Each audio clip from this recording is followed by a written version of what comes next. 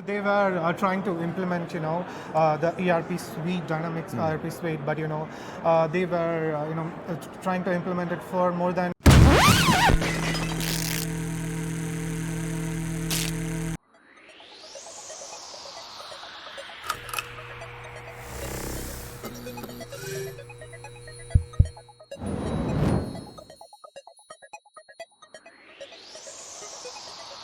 Welcome everyone to this episode of the Managed Service Provider Association of America podcast.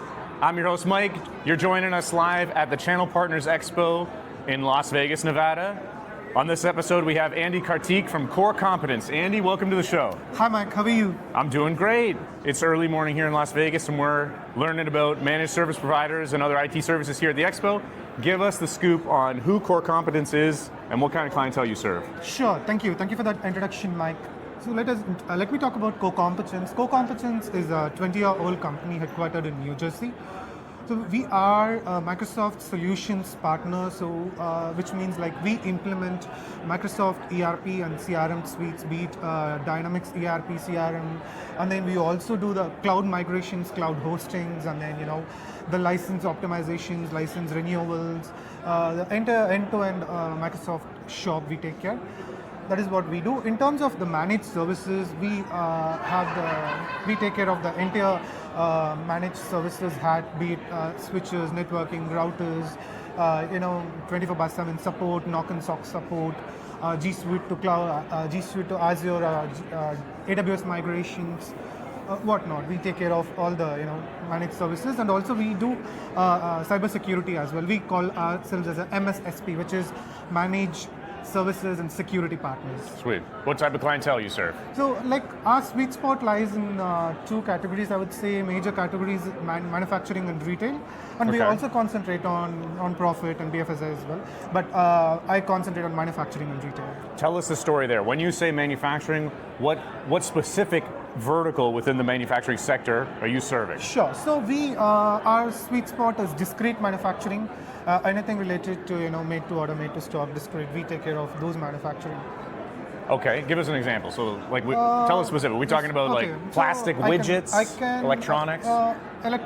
Consumers and electronics, semiconductors. Okay. So those kind of manufacturing. Okay.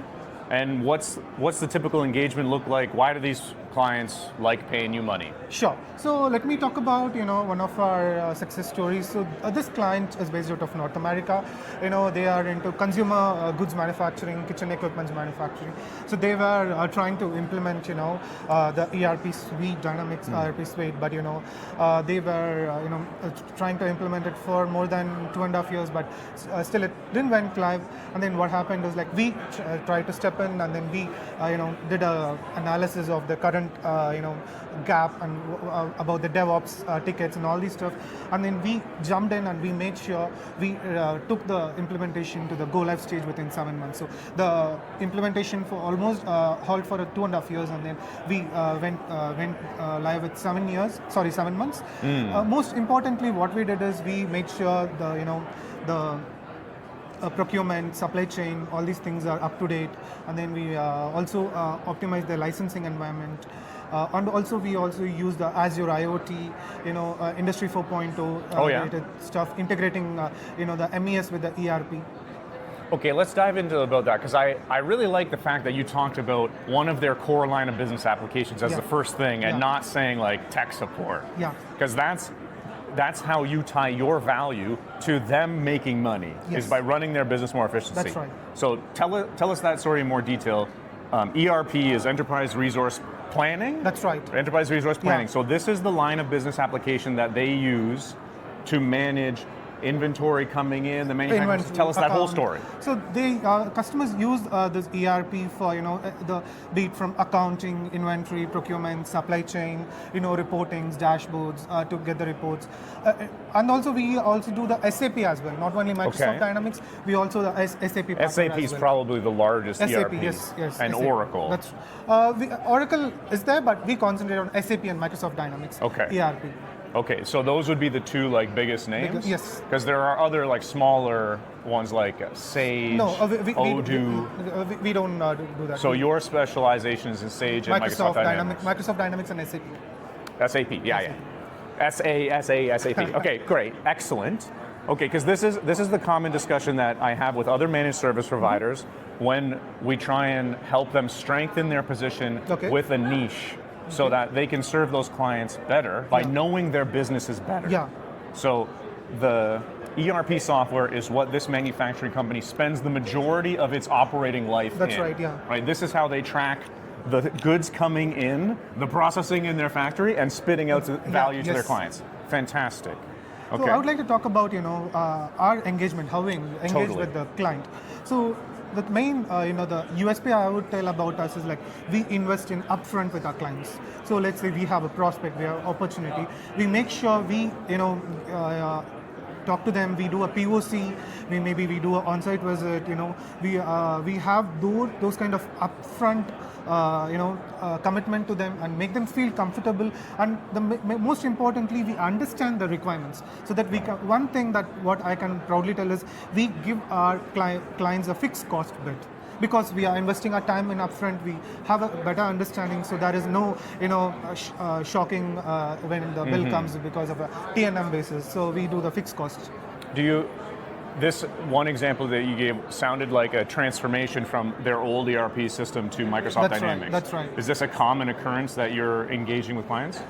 It depends upon the legacy application to the Dynamics, and then the existing Dynamics to the older version to the latest version. Okay. Typically the same goes for SAP as well. The other legacy to SAP or legacy SAP application to the new SAP S4 HANA. It depends upon the clienteles, and also the ERP is a sweet spot, but I would say we are a comprehensive services shop. Customers doesn't come only for ERP. So let's say a client is having a issue on the analytics side. We don't tell we only concentrate on ERP. You have to reach out to another partner. No, we have a big analytics practice as well. So data analytics, we are building our Copilot, using Microsoft. And services. So what does that do for this manufacturing example? What kind of analytics are they looking at, and how is it helping them make more money or make better margin? Sure. So I would say in terms of analytics, I would say we go above and beyond. As a manufacturing expert, we not only implement the core ERP piece, be it e-Kanban, OE. These are the the lean manufacturing terminologies that people use. Right. We have those expertise in-house. So what we do is basically if a client is having a mission that running on a legacy, which is not connected to a internet thing. So what we do is we have Azure IoT. We connect that with the Azure softwares, and then we integrate with the ERP system. We make sure the system is talking with the ERP, and we're getting real-time updates for What specifically are you looking at with the IoT hub from Azure? This is like machine processes. Machine processes, AIML, Azure artificial intelligence and machine learning. Let's say that a prospective manufacturer is listening. Tell the benefit of using this Azure IoT hub. Why would they want this, and why would it make their lives better running their business? So yes, if in terms of Azure IoT, the cloud consumption, Microsoft has invested more with ChatGPT coming in. They can integrate their like old machines that is not connected to the internet, right? And then they can use the Azure IoT and connect with the ERP, and the customers can get the real time reports. What is happening? What is generating? How many? So this would be to provide the manufacturers and clients with some visibility into the goods that they just bought from this manufacturer. That's right. Okay, and that's why it integrates with the ERP, because then it can give them advance notice, sort of like how the home delivery apps will say, like, your product is within the last mile to your house to be delivered today. So it's a value-added feature to the end client. That's right. So I think these are the value-added features. Last but not the least, I want to. Is there anything that you would like to keep going? Yeah. Okay. I would like to summarize about our services and then what we do for the manufacturing and retail customers that are watching us. So we run the business, we change the business, and we transform the business. That is what we have our services as engage, enable, and accelerate.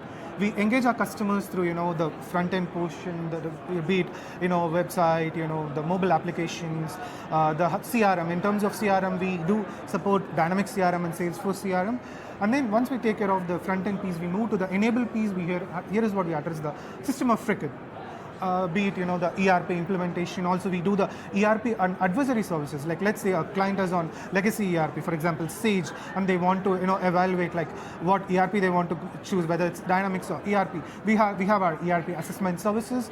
And then we also do the ERP implementation and customization and the 24/7 managed services. And comes our, the managed services portion, which is, the cloud and then the infrastructure. That we call it as infrastructure and cloud management. Office 365, migrations, G Suite, Knock and SOC 24/7 support. We take care of those things. And also, we also do, one of the sweet spot I would like to mention here is the EDI support. So, which is, very few partners in North America that do, EDI support. We also provide the EDI support, be it True Commerce, What's EDI? EDI is electronic data interchange that whenever you raise a, check, the US North America have numbers, so that it prints the numbers. So okay. It's something related to that. Okay. So I can talk a lot about it. So we also do the EDI implementation and support. Then we move to the accelerate part. That is where we address the emerging technologies like analytics and AI. So, with being all other services, we are we are a global company. We are headquartered in New Jersey with our research and development center in India, and we also have our offices in Dubai, Australia, and Canada as well. So, we being global company, we make sure our clients get immediate ROI with comparing with say some savings, some huge amount of dollars, I would say, by using our global delivery methodology. We talk, like, the word AI gets thrown around a ton, and I'm sure a lot of manufacturing business owners hear that and don't know how it would apply to their business. Yeah. Give us a specific example, a good success story where you did something using machine learning or artificial intelligence, and you can quantify the value added to the manufacturer. Give us a really clear example. Okay, so what happened, I would like to talk about this. One of our the adhesive manufacturers that we implemented the ERP. What we did is that is why we implemented Industry 4.0, where we connected their manufacturing machines with the ERP, the MES machines with ERP using a Azure IoT hub. Okay. So what happens is the real data flows, and also let's say even if the internet is not there, the system still runs. It's called the edge computing.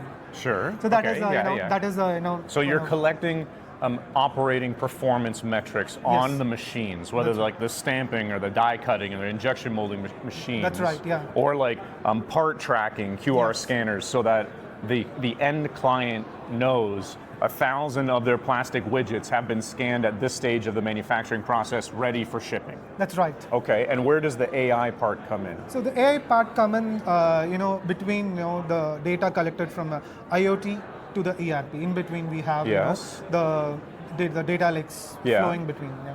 And it's interpreting this flow in some way, and then informing the end client, or informing some operator at the manufacturer. Informing the system operator at the manufacturing location. And what is it telling them that just looking at the metrics wouldn't tell? Like, what's the AI interpretation doing that the human isn't doing anymore?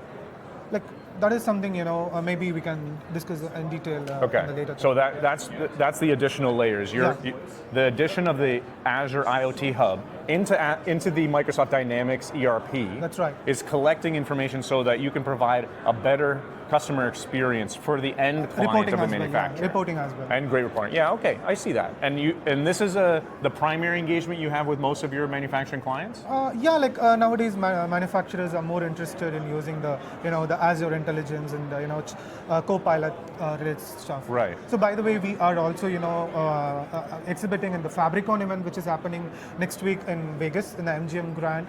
So we for textile manufacturing. So it's a Microsoft Fabric. Oh, it's Microsoft Fabric, not textile manufacturing. Yeah. Okay. So it's a Microsoft Fabric. So I would. Microsoft Fabric is their new data lake thing. Yes. Yeah. Okay. So I'd like to invite all the manufacturers to our booth, drop by, and where we can talk more about our Copilot and AI related stuff. Fantastic. Well, we really appreciate this deep dive into the manufacturing life Yes. and how the line of business applications with the ERP drive their whole supply chain. That's right. And where you can fit in some new AI stuff to provide an enhanced client experience. Yes. Andy, great to have you. Great to have Andy you, from Mike. Core Competence here on the Cyber Confidential podcast, live at the Channel Partners Expo in Las Vegas, Nevada. This show has been brought to you by the Managed Service Provider Association of America. Stay tuned for the next episode. Thank you. Bye. Enjoyed this episode? Hit like, drop a comment, and subscribe.